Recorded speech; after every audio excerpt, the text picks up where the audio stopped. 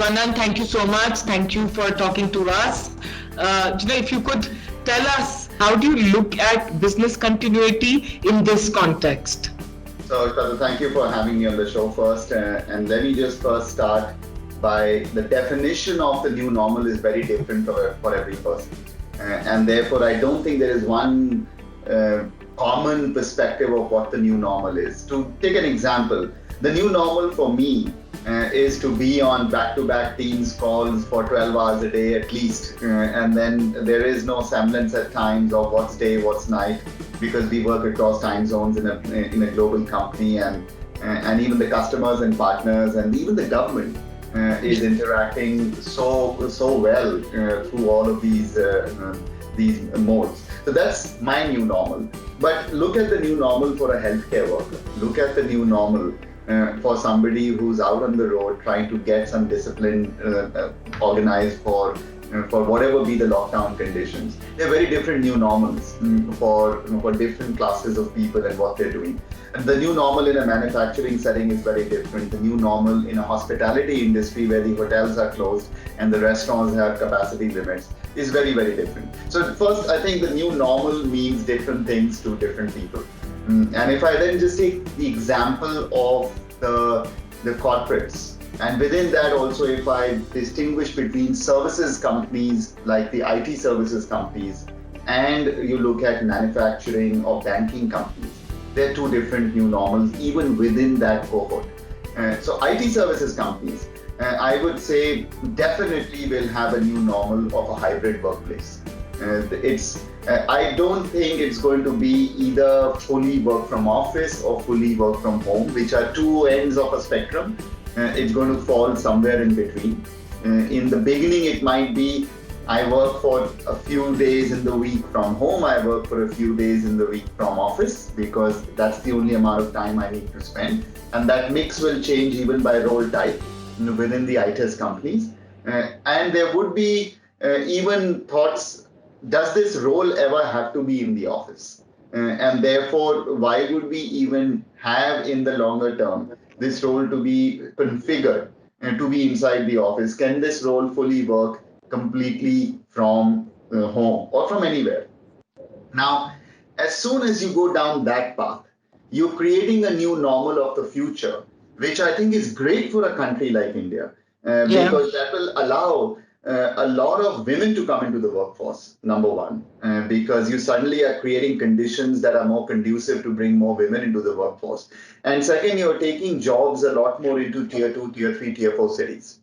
Because if you can work from anywhere, then why do you need to be in one of the top 4 or 5 metros of the city to be in an IT services firm?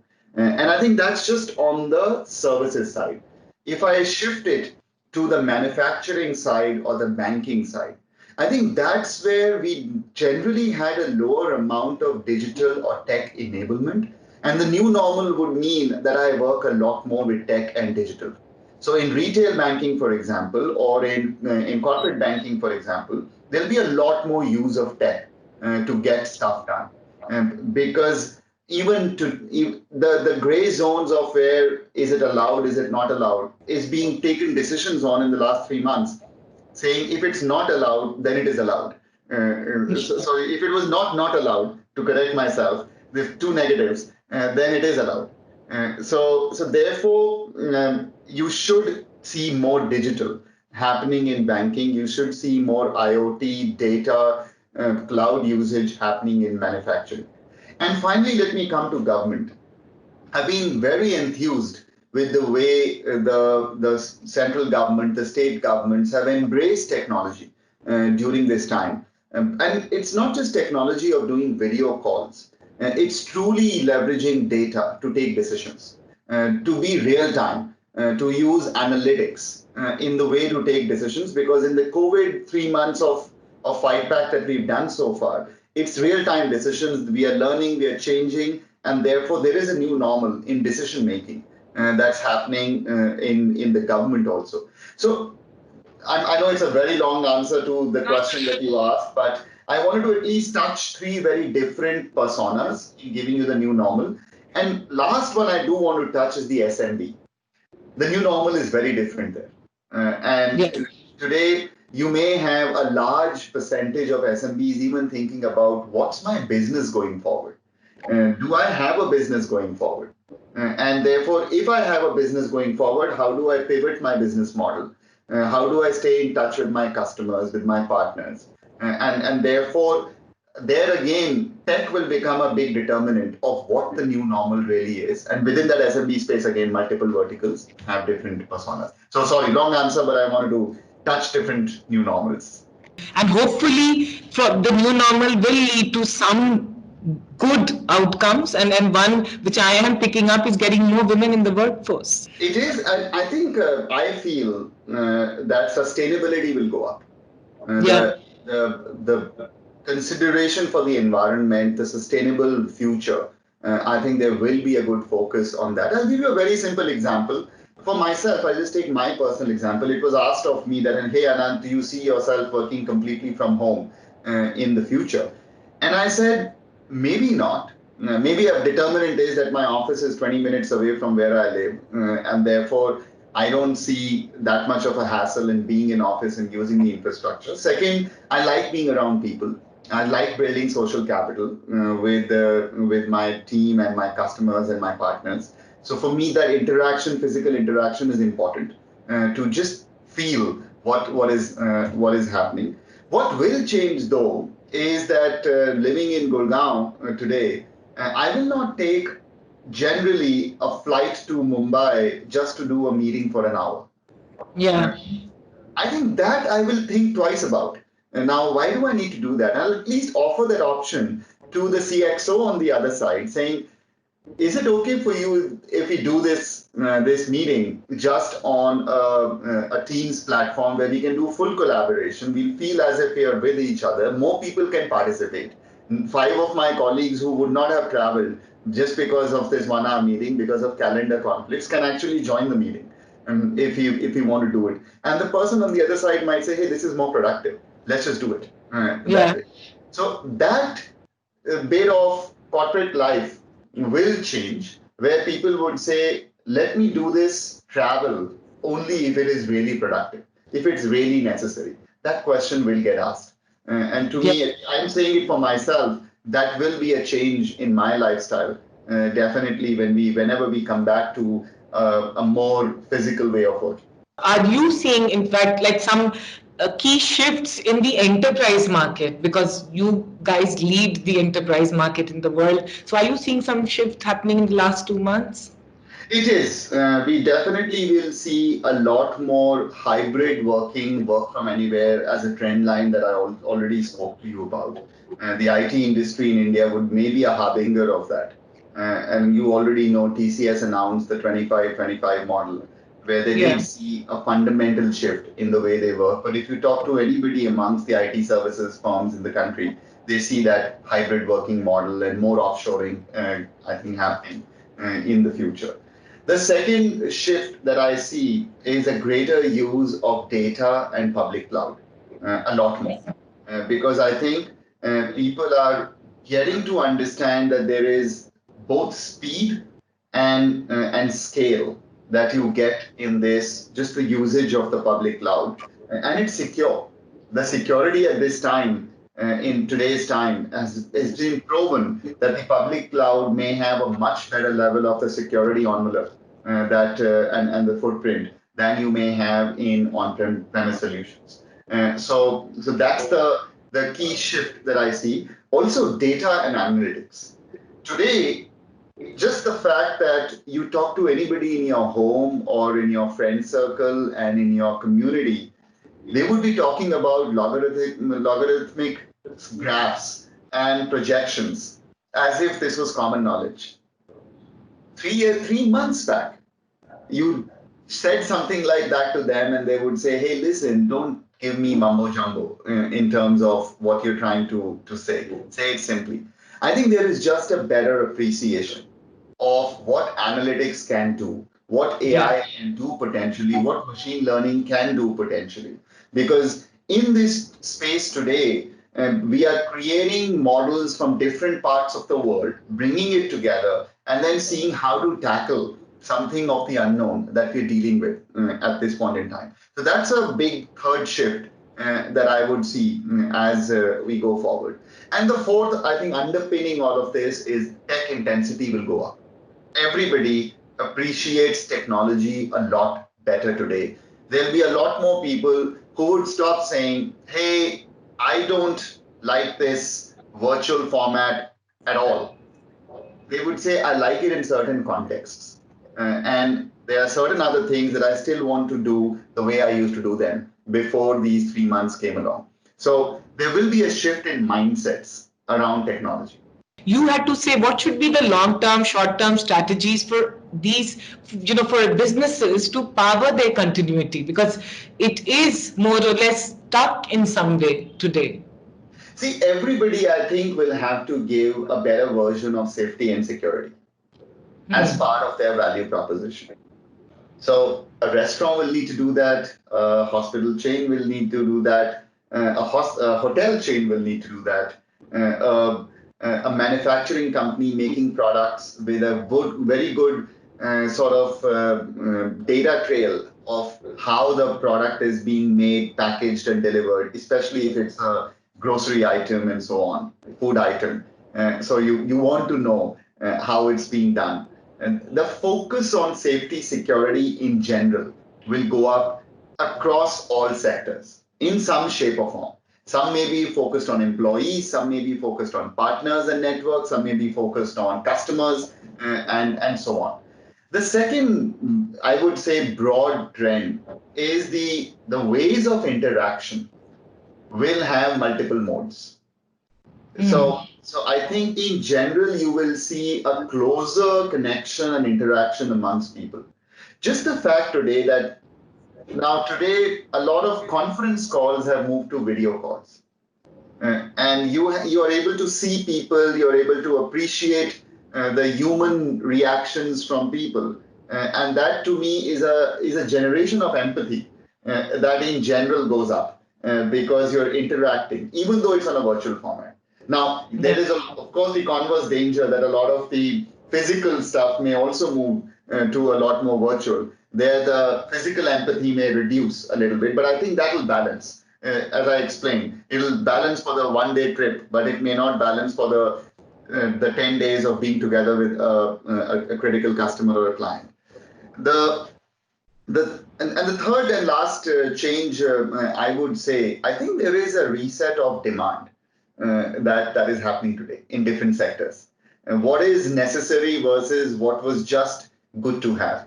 And all of us are doing it in our personal lives in many things today. The demand reset is happening across sectors, and some are reducing it significantly, but some demand is also going up significantly. So there is a different demand reset that's happening across sectors. If you could also tell us how Microsoft is enabling remote working for different industries, and how are you enabling people to have continuity with security and privacy? So lots of things in that question, and I might have a longer answer for this, so just bear with me, please. Yes, it's important. So number one, if I look at the whole concept of remote working and business continuity, there are two or three aspects around it. One is just the platforms that you're providing for interaction and collaboration, how humans work together. The second aspect would then be how are you creating the infrastructure to support that new platform. And the third is then, are you creating new capabilities that today are unlocking opportunities that may not have been possible in the past world. So let me take three examples around each of those areas.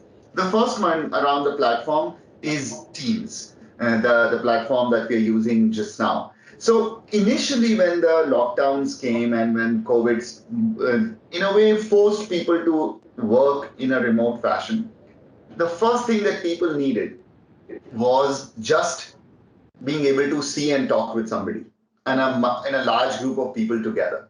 And therefore, a lot of video conferencing platforms really took shape. But very soon, people realized it's not enough for me to just talk with you or see you. I need to get some work done. I need to work together on a whiteboard. I need to work together in a document together so that we can edit it together. or I need to create something in a discussion format which is very different, where parallel side conversations are also happening, just the way we do in real time work. And you may be in a meeting room, somebody is working, you lean on to somebody on the side and have a side chat. All of that has to happen. And Teams as a platform is configured around work in a normal context rather than just a video conferencing platform. And the most simplistic example of that, I got this message from an ex-colleague in Pune the other day, just about 3, 4 days back, and he said, "Hey, listen, my daughter's school is really enjoying using Teams right now because unlike other platforms, this is composite in the fact that I can even submit school assignments and they can be evaluated and come back to me in the same platform." Now, that very simple thing is a change in mindset of what it means to be remote. And that's where we are enabling with Teams. Just to give you simple numbers there, Teams has seen a single day in which there were 200 million participants on the single day. There were 4.1 billion minutes, meeting minutes that happened in a single day. And we are seeing that massive usage upsurge across the world. In India, 30 out of the top 50 companies, more than 30 out of the top 50 companies are using Teams to run their business today. And I get so many messages from CEOs and CXOs in India saying, "Hey, thank you, for enabling us." This seems to work very nicely. So that's what we do, and that's how we enable. The difference between us and many others is we basically go into a lot more training, a lot more support, a lot more end-to-end way that we do this, just on the platform. I will come back to education a little bit and healthcare because those are two very distinct sectors that I'd like to talk about. But you asked primarily around business continuity, so I'm talking there.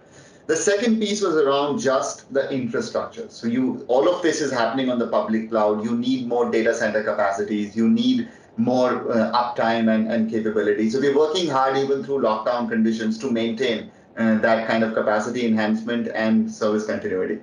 And the third piece is really around the additional stuff that you can create. So for example, many companies immediately created these apps, Power Platform apps, in few days, very quickly, to get information across to their employees, to customers, to partners. The government has created many apps in getting information across. So we are enabling a lot of that capability across the board because those are analytics, those are information. Multiple people can feed in, multiple people can take off from it. So those are the kind of things that we are doing purely from a business point of view.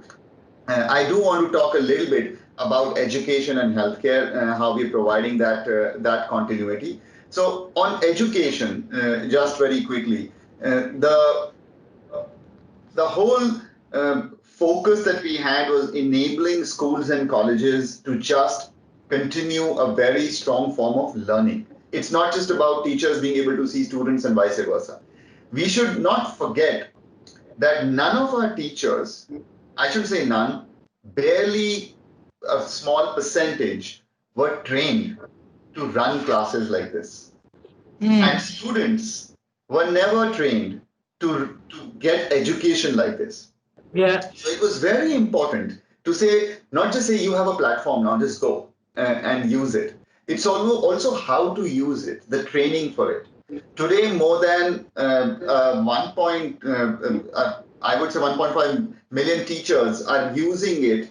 We have a very large proportion of students online today. So more than 1 million students online today. The teachers is about 1.5 lakh teachers are on. There are more than 1,000 schools and colleges in the country already fully on Teams. And every day more and more are coming on. And this is not just in the tier 1 cities or tier 2 cities. I know of this school in Phagwara where they really embraced it, and they say we'll also do yoga sessions on Teams so that all the students can do this together. So everybody's finding new forms of innovating in this, and I know of students now who and I have a very, very young kid, and he made a funny statement to me the other day. He said, "Hey, my father works for Microsoft and I work for Microsoft Teams." So because he just is got so comfortable in just using Teams as a platform in interacting with his friends and his school.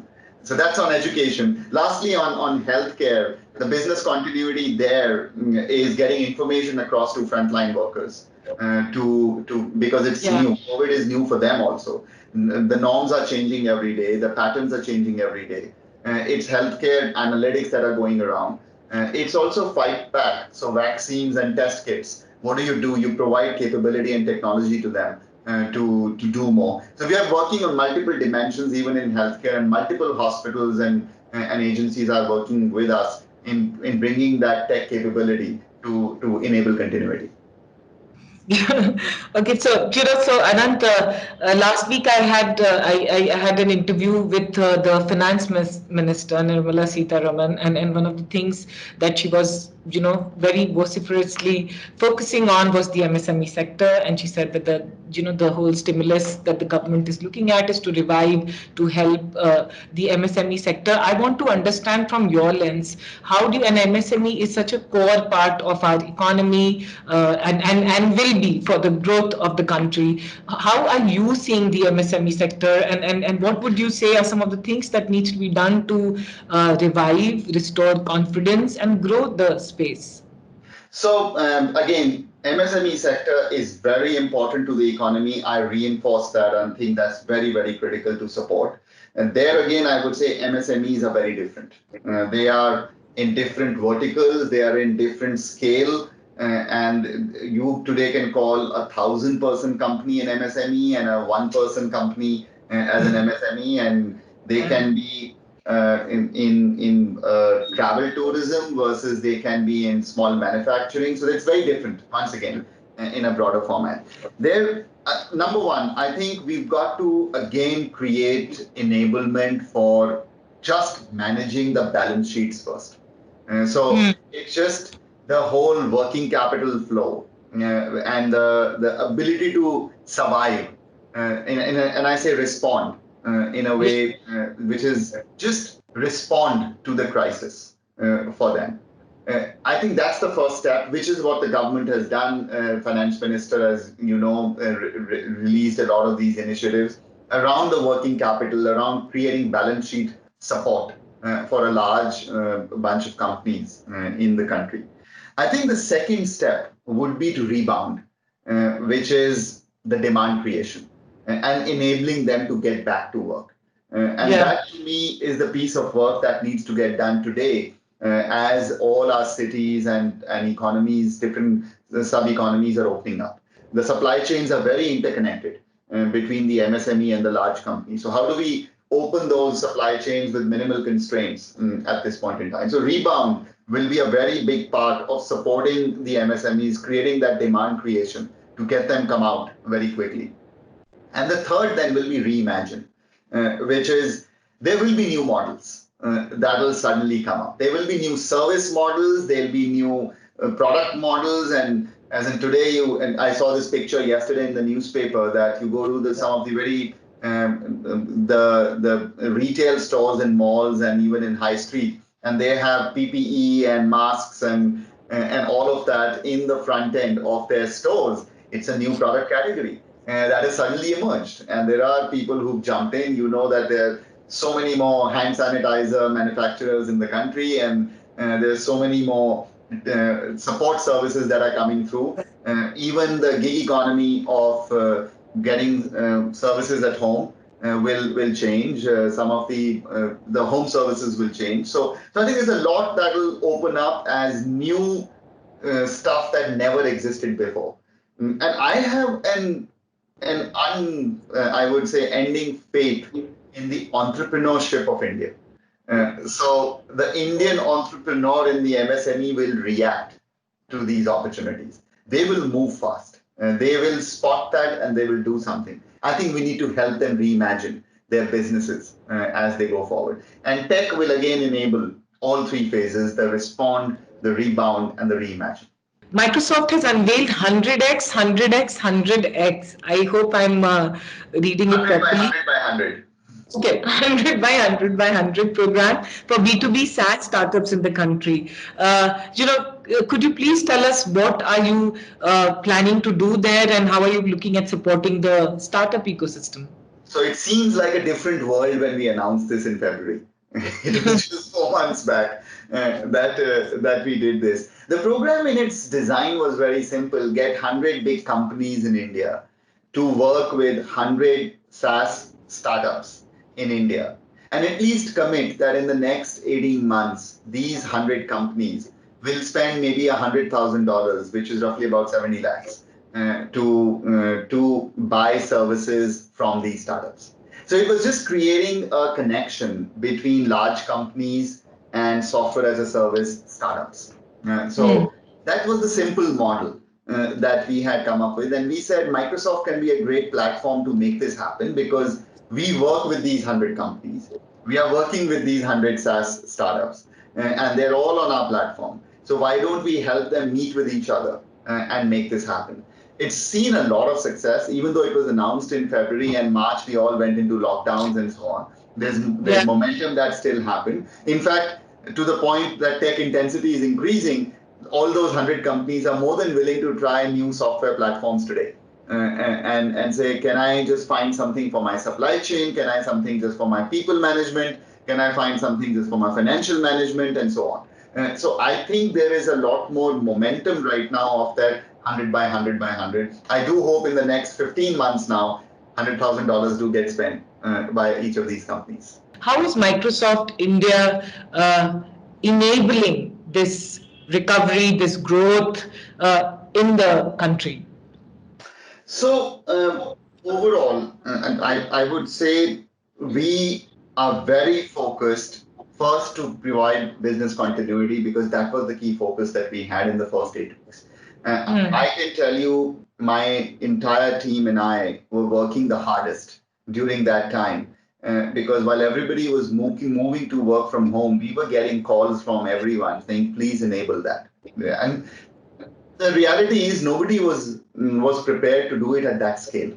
And a lot of real time work had to happen to get that done. So I think that respond mindset was the first thing to maintain business continuity. Today, I think we are working with a lot of companies today to reimagine. So stuff that was pilots or long-term strategy for many of the companies is becoming real time today. And therefore, if you were trying to do something with a blockchain or an IoT or artificial intelligence, these seem like buzzwords some time back and said, okay, I'll do it in one small part of my company. But today it's becoming mainstream to start doing that.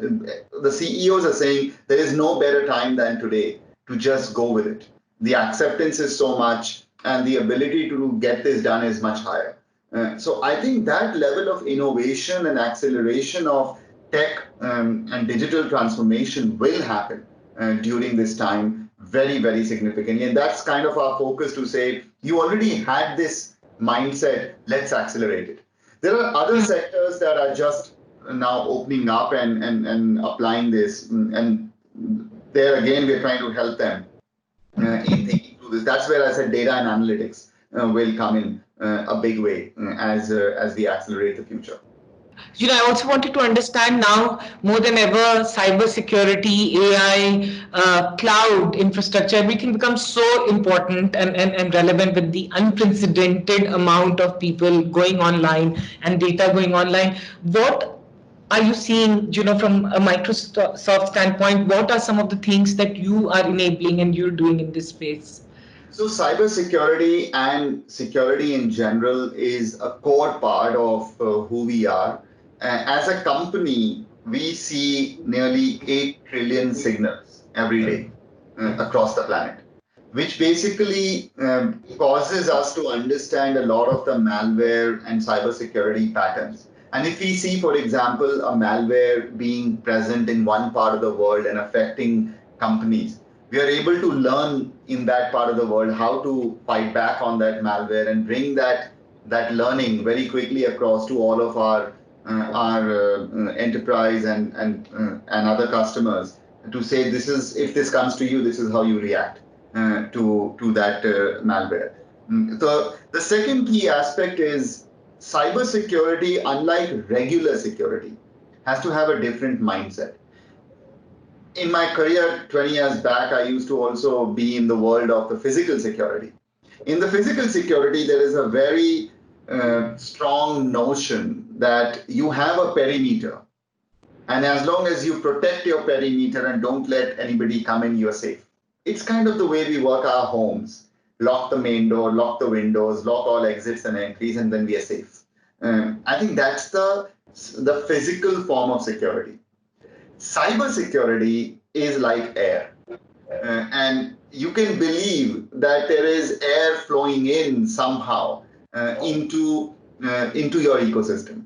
Your ability should be to have some form of quick capture, quick detection, that there is something that I am able to now find is already inside. Can I localize it? Can I limit it? And then can I eliminate it after I have detected it? So cybersecurity capabilities have to be built in rather than bolt on in their fundamental design.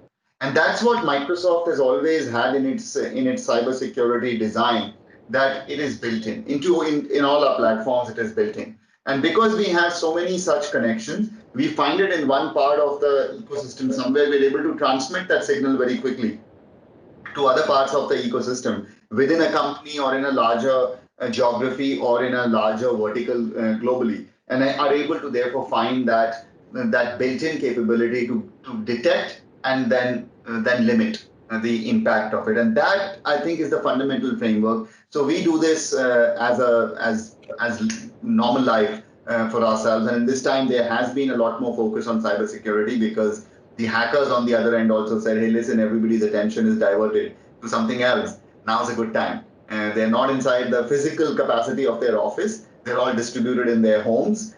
So the physical perimeters are open, and therefore we can actually get a lot more done. So cybersecurity has to change in its thought process also, that if you're doing a lot more hybrid work, how do you continue to do that support even in remote facilities? Yeah. I wanted to ask you a question. I was going through your profile and you have the quintessential successful profile, right? Bits Pilani, I'm Ahmedabad, Mackenzie, which is I'm sure must be a day zero placement, and now you're heading Microsoft India. For everyone watching and for all the youngsters in the country who will watch this, I want to ask you, how do you get to be in your place and have the enthusiasm which you have? It's like, and I said that I've been tracking all your videos. There's a huge sense of, comes across as a very genuine energy that you bring in the conversations you do. So if you had to look back to your own journey till now, and if you have to say one or two things that has defined your journey, what would those things be? If there's just one thing that defines it, it's the continuous and constant yearning to learn.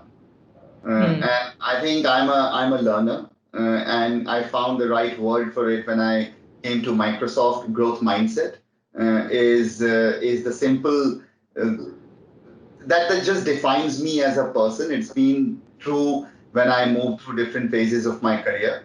And that has caused me to take options where I did feel stupid on day zero or day one.